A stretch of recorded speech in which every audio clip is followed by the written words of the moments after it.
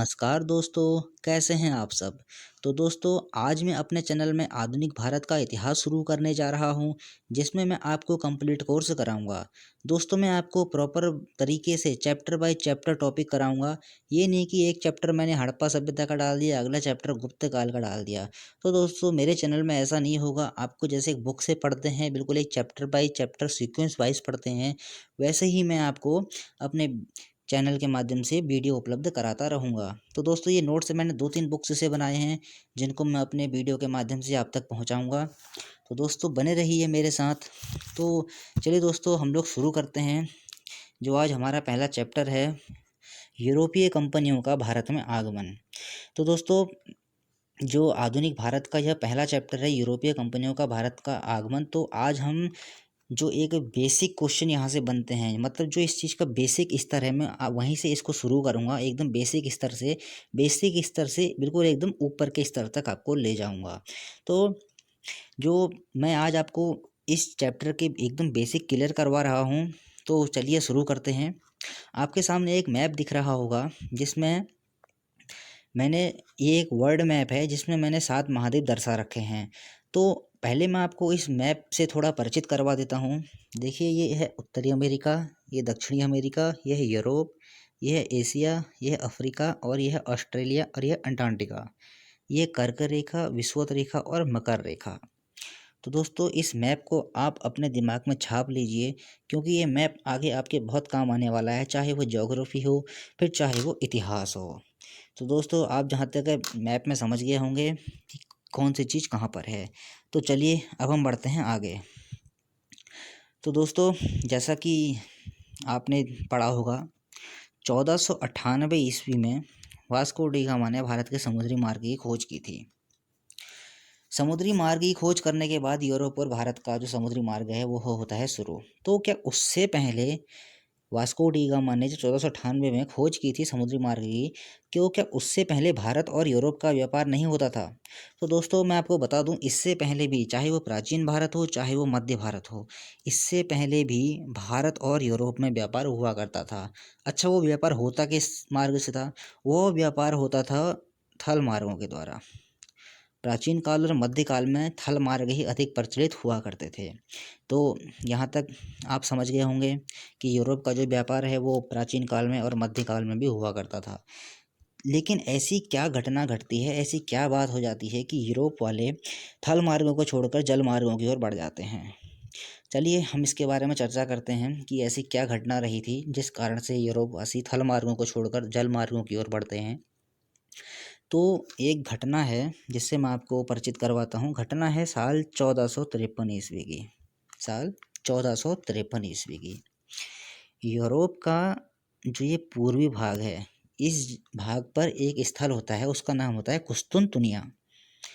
साल 1453 ईस्वी में यूरोप के पूर्वी भाग पर एक जगह का नाम है कुस्तुनतुनिया। वहाँ पर क्या होता है, तुर्क कर देते हैं आक्रमण। अब जब तुर्क वहाँ पर आक्रमण कर देते हैं, तो जो वह कुस्तुनतुनिया का क्षेत्र है वह आ जाता है तुर्कों के अधीन। तो दोस्तों, अब क्या होता है, 1453 ईस्वी में कुस्तुनतुनिया पर तुर्कों ने अधिकार कर लिया।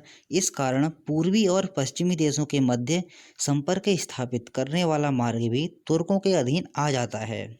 और उन्होंने क्या किया, यूरोपीय व्यापारियों को अपने साम्राज्य से होकर पूर्वी देशों से व्यापार करने की सुविधा देने से इनकार कर दिया। तो देखिए दोस्तों, जो ये वाला मार्ग था जहाँ से यूरोप भारत से व्यापार करता था, अब वो मार्ग हो गया है बंद, क्योंकि उस मार्ग पर कर लिया है तुर्कों ने कब्जा। तो अब क्या होता है कि यूरोपीय जो देश है वह देश काफ़ी ठंडा है। उस देश में अत्यधिक मसालों की मांग रहती है, काली मिर्च की मांग रहती है, जड़ी जड़ी बूटियों की मांग रहती है। अब यूरोप को तो इन चीज़ों की आपूर्ति करनी ही करनी है, क्योंकि उसको तो इन चीज़ों की अति आवश्यकता होती है। अब क्या होता है, यूरोप का तो जो पूर्वी क्षेत्र है, एशियाई क्षेत्र है, भारत से जो है व्यापार, अच्छा एक शब्द आ रहा है पूर्वी क्षेत्र। पहले मैं आपको इस शब्द से परिचित करवाता हूँ, फिर मैं आगे बढ़ता हूँ। पूर्वी क्षेत्र, क्योंकि इस शब्द का प्रयोग आगे भी होने वाला है। पूर्वी क्षेत्र, पश्चिमी क्षेत्र क्या है? देखिए, जैसे इस साइड के जो क्षेत्र पड़ेंगे इन्हें हम कहेंगे पूर्वी, इस साइड के जो क्षेत्र पड़ेंगे इसे हम कहेंगे पश्चिमी। तो दोस्तों यूरोप का जो ये क्षेत्र है, इधर को अगर हम इधर कहें तो ये हो गया यूरोप का पूर्वी भाग, मतलब पूर्वी देश। यूरोप के लिए ये भाग हो जाएंगे पूर्वी देश। और अगर मैं कहूँ एशिया के लिए पश्चिमी देश, तो एशिया के लिए पश्चिमी देश हो जाएंगे इस तरफ के। तो आप समझ गए होंगे, पूर्वी देश हो जाएंगे इस तरफ के और पश्चिमी देश हो जाएंगे इस तरफ के। तो दोस्तों अब मैं बता रहा था कि यूरोप में जो है मसालों की अति आवश्यकता होती है, काली मिर्च की यदि आवश्यकता होती है। अब वह क्या करता है, अरब देशों से इन माल को खरीदने लगता है। जो काली मिर्च है, मसाले हैं, वो अरब देशों से इन सब चीज़ों को खरीदने लगता है। और अरब जो देश हैं वो किन देशों से खरीदता है, वो भारत से, पूर्वी देशों से वो इन चीज़ों की अपने देश में डिमांड पूरी करता है।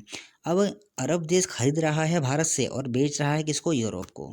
इससे अरब देश को तो काफ़ी फ़ायदा होता है, लेकिन यूरोपीय जो देश हैं उनको काफ़ी घाटा होता है, क्योंकि अरब के जो देश हैं वह भारत से माल खरीद कर यूरोपीय देशों को बहुत ऊंचे दामों में यह माल बेचते थे। अब क्या होता है, जो यूरोपीय देश होता है दोस्तों, वो सोच में कभी बहुत आगे होता है, उसकी सोच कभी आगे होती है। तो वह सोचता है हम क्यों घाटा मतलब खाएं, किस बात के लिए घाटा खाएं। वह सोचते हैं चलो क्यों ना हम कोई दूसरा मार्ग खोजते हैं। अब वह क्या करते हैं, वो सोचते हैं थल मार्ग से तो हमारा मार्ग अब हो नहीं सकता है, इसलिए हम शुरू करते हैं भौगोलिक खोजें, नए मार्गों की खोज करते हैं। अब वह अपना मार्ग चुनते हैं समुद्र को, क्योंकि यूरोपवासी जानते हैं जो समुद्र का मार्ग होता है वो काफ़ी सुगम होता है, उसमें किसी प्रकार का कोई खतरा नहीं होता है। तो अब वह क्या करते हैं, भौगोलिक खोजों का युग वो लोग आरंभ करने की जो सोच रहे होते हैं, उनका वो प्रारंभ करते हैं साल 1492 ईस्वी में। साल 1492 ईस्वी में कोलंबस नाम का यात्री निकलता है यूरोप से। किस चीज़ के लिए, उसका उद्देश्य क्या होता है, उसका उद्देश्य ये होता है भारत के समुद्री मार्ग की खोज करना। साल 1492 ईस्वी में कोलंबस निकलता है, कहाँ से, यूरोप से। और क्या मतलब उसका उद्देश्य क्या होता है, उसका उद्देश्य होता है भारत के समुद्री मार्ग की खोज करना। लेकिन होता क्या है, जब यह बीच रास्ते पर पहुंचता है, मतलब बीच समुद्र में पहुंचता है, तो यह मार्ग भटक जाता है। अब जब मार्ग भटकता है तो यह भटकते भटकते पहुंच जाता है अमेरिका में। तो दोस्तों भूलवशी से ही उसने अमेरिका की खोज कर ली, मतलब अमेरिका की खोज तो नहीं, अमेरिका की खोज नहीं, उसने अमेरिका के समुद्री मार्ग की खोज कर ली। तो दोस्तों एक चीज़ चलो मैं आपको और बताता हूँ कि अक्सर आपने यह पढ़ा होगा कि भारत की खोज वास्को डी गामा ने की थी, अमेरिका की खोज कोलंबस ने की थी। तो ऐसा बिल्कुल नहीं है। कोलंबस की खोज करने से पहले भी अमेरिका था और वास्को डी गामा की खोज करने से पहले भी भारत था। तो हमें पढ़ना क्या चाहिए, हमें यह पढ़ना चाहिए कि कोलंबस ने अमेरिका के समुद्री मार्ग की खोज की थी और वास्को डी गामा ने भारत के समुद्री मार्ग की खोज की थी। चलिए आपका ये चीज़ क्लियर हो गया। तो मैंने बताया कि कोलंबस ने भूलवशी अमेरिका की खोज कर ली, कब, साल 1492 ईस्वी में। तो उसने अमेरिका की खोज कर ली भूलवशी, लेकिन उसने यूरोप और अमेरिकी देशों के लिए जो व्यापार के दरवाजे हैं वो खोल दिए, क्योंकि उन्हें एक नई जगह का पता लग गया। अब वह क्या करेंगे, अपना व्यापार उन देशों से शुरू कर देंगे। तो कोलंबस जो है वह तो भारत के समुद्री मार्ग की खोज करने में रहता है असफल। अब क्या होता है, साल 1498 ईस्वी में वास्को डी गामा नामक एक यात्री, पुर्तगाली यात्री, वह निकलता है यूरोप से, कहाँ के लिए, भारत के समुद्री मार्ग की खोज के लिए। अब क्या होता है, वह देखिए निकलता है कहाँ से, यूरोप से निकलता है, इस यूरोप से निकलता है, इस रास्ते से निकलता है। देखिए ये यहाँ से निकलता है और यहाँ से घूम के बिल्कुल यहाँ पहुँच जाता है, कहाँ पर, केरल में। मतलब जब वास्को डी गामा यूरोप से 1498 ईस्वी में भारत पहुँचता है, वह भारत में किस स्थान पर पहुँच जाएगा, केरल में। केरल में एक स्थान है, समुद्री तट है, उसका नाम है कालीकट। तो वहाँ पर पहुँच जाता है वास्को डी गामा, कब, साल 1498 ईस्वी में। तो यहाँ से क्वेश्चंस बहुत बनते हैं कि वास्को डी गामा जब भारत आया था समुद्री रास्ते से, तो वह सबसे पहले भारत में कहाँ पर उतरा। तो उत्तर होगा कालीकट, केरल में। अब कभी कभी क्या होता है, ऑप्शन में केरल नहीं दिया होता है, तो आपका आंसर हो जाएगा कालीकट। और कभी कभी क्या होगा, आंसर ऑप्शन में कालीकट नहीं होगा, आपका आंसर हो जाएगा केरल। तो चलिए आपका यहाँ से क्वेश्चन क्लियर हो गया। तो वास्को डी गामा ने साल 1498 ईस्वी में भारत के समुद्री मार्ग की खोज कर ली है। अब जब क्या होता है, जब यह केरल में पहुँचता है 1498 ईस्वी में, तो केरल का एक राजा होता है, उसका नाम होता है जमोरिन। तो जब जामोरिन को यह सूचना प्राप्त होती है कि कोई विदेशी यात्री समुद्री तट पर आया हुआ है, तो जामोरिन पहुंच जाता है उसका स्वागत करने के लिए। जामोरिन द्वारा उसका एक भव्य स्वागत किया जाता है और वास्को डी गामा भी उसके लिए कई सारे उपहार लेके आया होता है, जिनको जामोरिन को प्रदान करता है। और जामोरिन भी उसके बदले वास्को डी गामा को जो उपहार वास्को डी गामा ने जामोरिन को दिए रहते हैं, जामोरिन भी उसके बदले उसको जड़ी बूटियाँ और मसाले और काली मिर्च अपने देश ले जाने की अनुमति प्रदान करता है। तो ये क्वेश्चन भी काफ़ी बनता है कि जब वास्को डी गामा 1498 ईस्वी में केरल के कालीकट तट पर पहुंचा था, तो उसका स्वागत किस राजा ने किया था? आपका आंसर हो जाएगा जामोरिन। तो चलिए दोस्तों, आपके यहीं भी टॉपिक क्लियर हो गया। अब देखिए, मैंने यहाँ पर लिख रखा है Cape of Good Hope. Cape of Good Hope क्या था? देखिए, ये है अफ्रीका और ये है अफ्रीका का दक्षिणतम बिंदु। तो केप ऑफ गुड होप जो है अफ्रीका का है दक्षिणतम बिंदु। तो इस स्थल का नाम दिया गया है केप ऑफ गुड होप। तो क्वेश्चन कैसे बनता है यहाँ से, जब वास्को डी गामा 1498 ईस्वी में भारत आया था, तो वह किस समुद्री रास्ते से होकर आया था? तो आंसर क्या हो जाएगा? Cape of Good Hope. बहुत इंपॉर्टेंट क्वेश्चन है, काफ़ी बार एग्जाम में आता है। जब वास्को डी गामा 1498 ईस्वी में भारत आया था, तो वो किस समुद्री रास्ते से होकर आया था? उत्तर हो जाएगा केप ऑफ गुड होप। तो आप जहाँ तक यहाँ पे सब कुछ समझ गए होंगे। देखिए, आपके कई सारे क्वेश्चन तैयार हो गए। 1453 ईस्वी कोलंबस, वास्को डी गामा और एक केरल का कालीकट तट और Zamorin of Cape of Good Hope. जहाँ तक है आपको यहाँ तक समझने में कोई दिक्कत नहीं आई होगी। तो चलिए दोस्तों, अब हम बढ़ते हैं अपने अगले टॉपिक की ओर। तो दोस्तों, हमारा अगला टॉपिक आता है भारत को यूरोप से मिलाने वाले मुख्य मार्ग। तो जैसा कि मैंने आपको बताया कि भारत का जो व्यापार है वो प्राचीन काल में भी यूरोप से होता था, मध्यकाल में भी यूरोप से होता था। तो जब मध्यकाल में भारत और यूरोप का व्यापार होता था, उस समय जो यूरोप और भारत से व्यापार करने वाले जो मुख्य मार्ग थे, वह दो मुख्य मार्ग थे। पहला मार्ग था फारस की खाड़ी वाला और दूसरा मार्ग था लाल सागर वाला। पहला मार्ग फारस की खाड़ी, दूसरा मार्ग लाल सागर से होकर। ये दो मार्ग उस समय प्रमुख हुआ करते थे। अब इन दो मार्गों में अधिक प्रचलित कौन सा था, जहाँ से व्यापार अधिक होता था? तो वह था, अधिक प्रचलित कौन सा था? फारस की खाड़ी वाला मार्ग। अब यह क्यों अधिक प्रचलित था, यह भी मैं आपको बताऊंगा। लेकिन जो लाल सागर वाला मार्ग है, इस मार्ग को जो यात्री थे, जो व्यापार करने वाले यात्री थे, वो इस मार्ग को पसंद नहीं किया करते थे।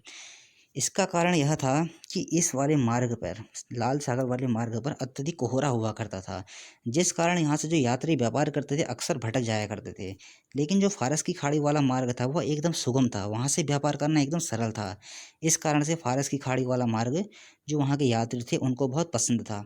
तो एग्जाम में ऐसे क्वेश्चन बन जाते हैं कि भारत को यूरोप से मिलाने वाले, आपको ऐसे कुछ चार ऑप्शन दिए रहेंगे, उसमें से आपसे पूछ लेगा इनमें से कौन सा मार्ग अधिक प्रचलित था। तो आपका उत्तर क्या हो जाएगा? फारस की खाड़ी वाला मार्ग। तो यहाँ से आपका टॉपिक क्लियर हो गया। चलिए बढ़ते हैं आगे। आगे मैंने लिखा है अरब व्यापारी और इतावली व्यापारी। चलो, अरब व्यापारी क्या थे, इनके बारे में जान लेते हैं हम। अरब व्यापारी, मैंने बताया कि जब यूरोप और भारत के बीच में, जो पूर्वी देशों के बीच में, वहाँ पर कुस्तुनतुनिया पर कब्जा हो जाता है किसका? तुर्कों का। और फिर क्या करता है, यूरोप शुरू करता है भौगोलिक खोजों का आरंभ शुरू करता है। तो उस समय क्या होता है, जब भौगोलिक खोजों का आरंभ यूरोप कर रहा होता है, उस समय जो एशिया का क्षेत्र होता है उस क्षेत्र पर कब्जा होता है किसका? अरब व्यापारियों का। भौगोलिक खोजों का आरंभ जब यूरोप शुरू करता है, उस समय एशिया के अधिकांश व्यापार पर कब्जा होता है किसका? अरब व्यापारियों का। ऐसे ही सेम जैसे मैंने लिखा इतावली व्यापारी। इतावली व्यापारी क्या है? इटली के व्यापारी। तो जब भौगोलिक खोजों का आरंभ यूरोप करता है, उस समय जो जो यूरोपीय व्यापार पर एकाधिकार होता है वह किसका होता है? इतावली व्यापारियों का। तो ऐसे छोटे छोटे क्वेश्चन एग्जाम में अक्सर बनते रहते हैं। अरब व्यापारी, इतावली व्यापारी, आप इनको समझ गए होंगे। इस और अगला देखिए, मैंने लिख रखा है 1453 में कुस्तुनतुनिया पर तुर्कों का कब्जा। ये मैंने आपको समझा लिया है, इसको आप नोट कर लीजिएगा। तो चलिए हम आगे बढ़ते हैं। कुतुबनुमा क्या था? तो दोस्तों, कुतुबनुमा था एक दिशा सूचक यंत्र जो देता है हमें दिशा की सूचना। आपने देखा होगा एक गोल एक यंत्र होता है जिसमें दो सुइयां होती हैं, एन और एस की। उसको अगर हम कहीं पर ज़मीन में रखते हैं तो वह हमें दिशाओं का ज्ञान देता है।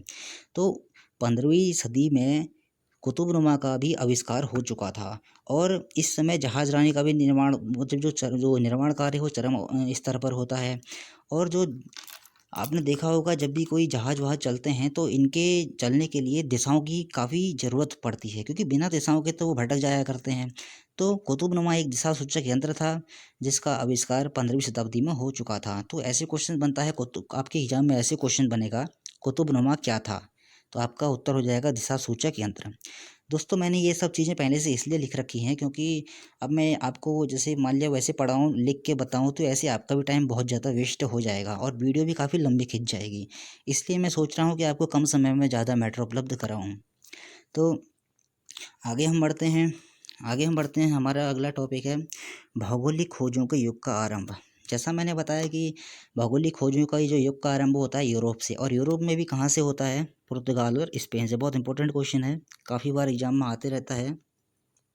तो भौगोलिक खोजों के युग का आरंभ कौन करते हैं? पुर्तगाल और स्पेन से। अच्छा आप देखिए मैंने यहाँ पर लिख रखा है Prince Henry the navigator. Prince Henry यह क्या था? ये पुर्तगाल का एक राजकुमार था। इसी के प्रयासों से भौगोलिक खोजों का जो कार्य होता है वो आसान होता है। अब देखिए दोस्तों इसका एक उपनाम होता है द नेविगेटर। काफ़ी इंपॉर्टेंट है, एग्जाम में ऐसे क्वेश्चन बनेगा, प्रिंस हेनरी को किस उपनाम से जाना जाता है? उत्तर हो जाएगा द नेविगेटर। या फिर पूछ लेंगे द नेविगेटर के नाम से किसको जाना जाता है? उत्तर हो जाएगा प्रिंस हेनरी। तो दोस्तों इतना आपका क्लियर हो गया। यहाँ से आपके काफ़ी क्वेश्चन बन गए हैं, जैसे फारस की खाड़ी, लाल सागर, अरब व्यापारी, इतावली व्यापारी, 1453 कुस्तुनतनिया पर कब्जा, कुतुबनुमा क्या था, ये सब चीज़ें आप नोट्स कर लीजिए।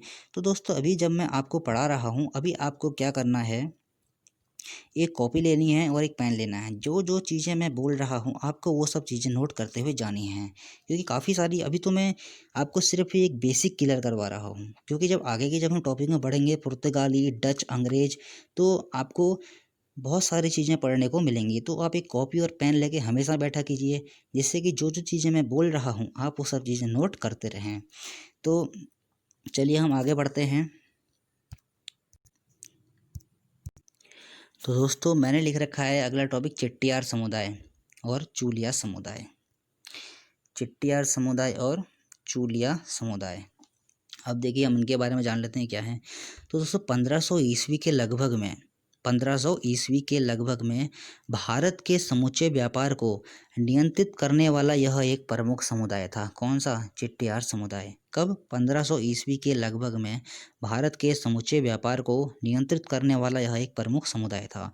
ऐसे क्वेश्चन कई बन जाते हैं, आपके सामने 4 ऑप्शंस रख देंगे और पूछेगा इनमें से 1500 ईस्वी के लगभग में भारत के समूचे व्यापार को नियंत्रित करने वाला समुदाय कौन सा था?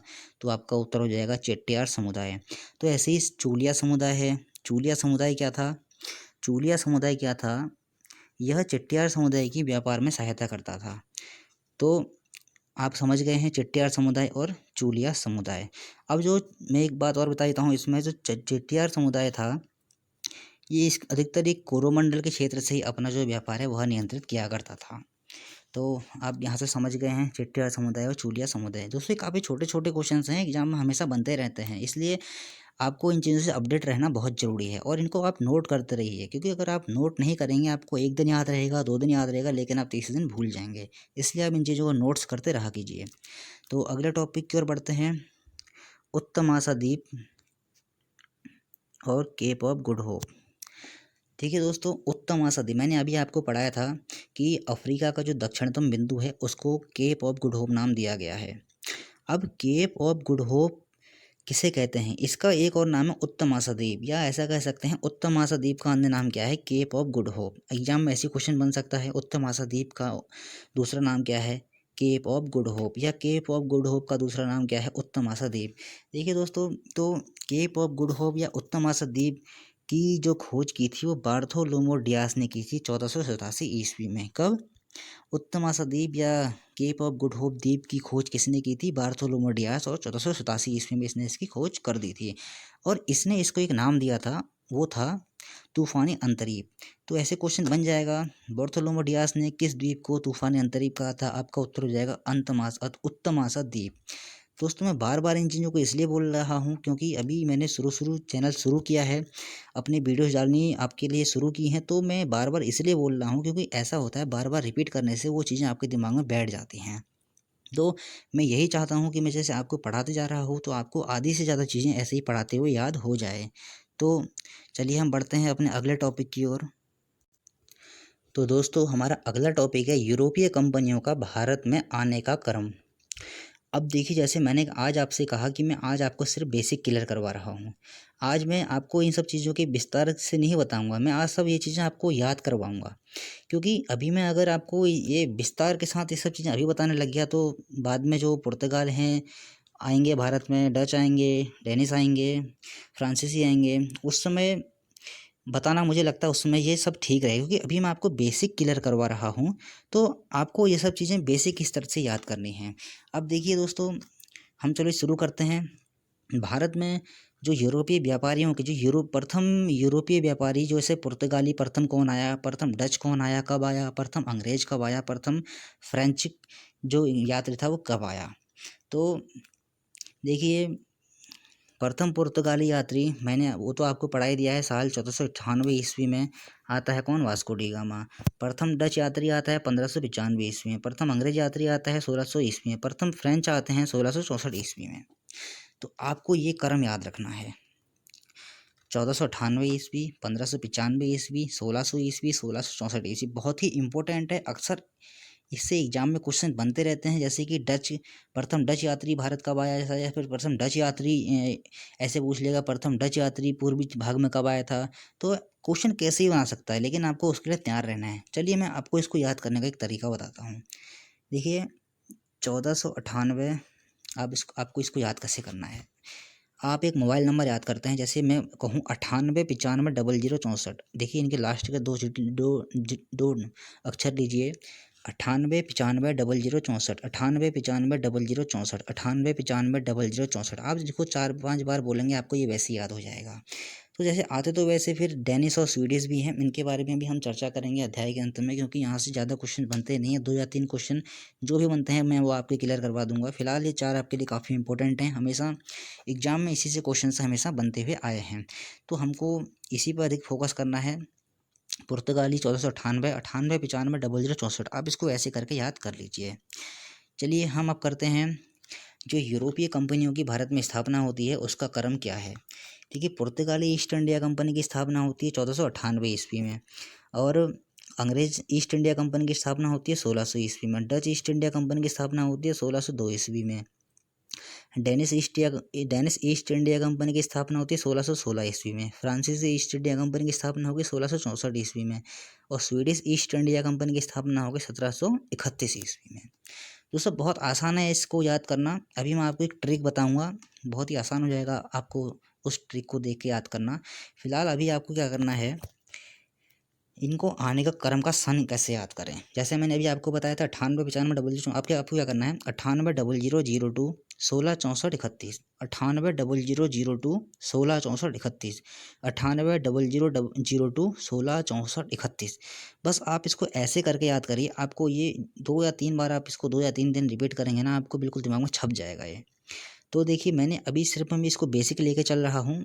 बाद में जब मैं पुर्तगाली अगला चैप्टर जो शुरू करूँगा उसमें पुर्तगालियों के बारे में जब पूरी विस्तार से बताऊँगा तो हम इन कंपनियों के बारे में अच्छे से चर्चा करेंगे। वैसे ही अंग्रेज़ कंपनियाँ जब आएंगी उनके बारे में हम अच्छे से चर्चा करेंगे। डचों के बारे में भी पूरा हम विस्तार से चर्चा करेंगे। अभी सिर्फ मैं आपको बेसिक क्लियर करवा रहा हूँ, आपको जिससे सन याद हो जाए। तो अब मैं आपको एक बहुत इंपॉर्टेंट चीज़ बताता हूँ जिसमें बच्चे अधिकतर कन्फ्यूज होते हैं। तो वो क्या है, देखिए, प्रथम पुर्तगाली आता है 1498 ईस्वी में, दूसरा आता है डच। अब ध्यान दीजिए मैं कहना क्या चाह रहा हूँ। प्रथम पुर्तगाली आया 1498 ईस्वी में, दूसरा डच आता है 1595 ईस्वी में। लेकिन प्रथम यात्री तो आता है डच, लेकिन भारत में जो दूसरी देखिए, जो भारत में कंपनी की स्थापना होती है वो अंग्रेज़ों की हो रही है पहले। किससे हो रही है, डचों से पहले। तो एग्जाम में हमेशा ऐसे क्वेश्चन बनते हैं कि आपको 4 ऑप्शंस दे देंगे, बताइए कि इनमें से भारत पहले कौन आया। तो आपको क्या ध्यान रखना है, डच पहले आए भारत में, डच भारत में पहले आए, लेकिन जो डच ईस्ट इंडिया कंपनी की स्थापना है वो अंग्रेज़ों के बाद हुई। या फिर ऐसे याद रखेंगे, अंग्रेज ईस्ट इंडिया कंपनी की स्थापना डचों से पहले हुई, लेकिन अंग्रेज डचों के बाद आए।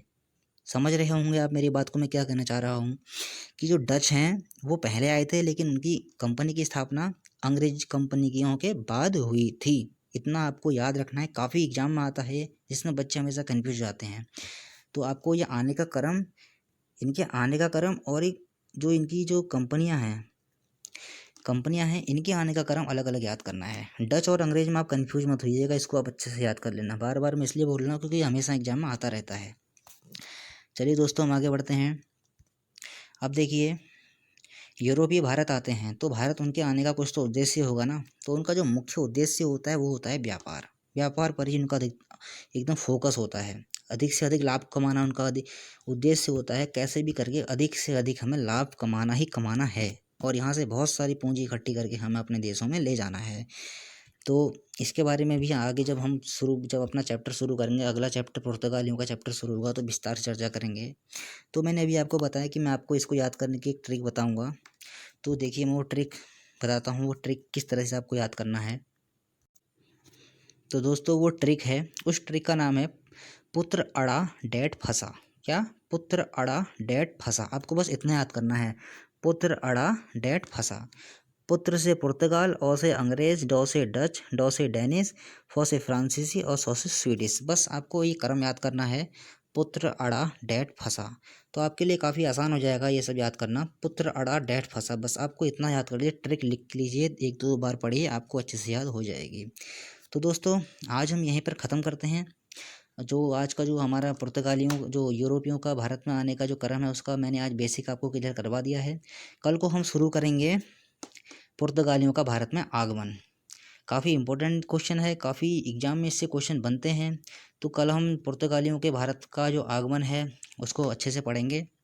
तो दोस्तों, बने रहिए मेरे साथ, और लाइक कीजिए, सब्सक्राइब कीजिए और कमेंट करके बताइए कि आपको वीडियो कैसी लगी। तो धन्यवाद दोस्तों।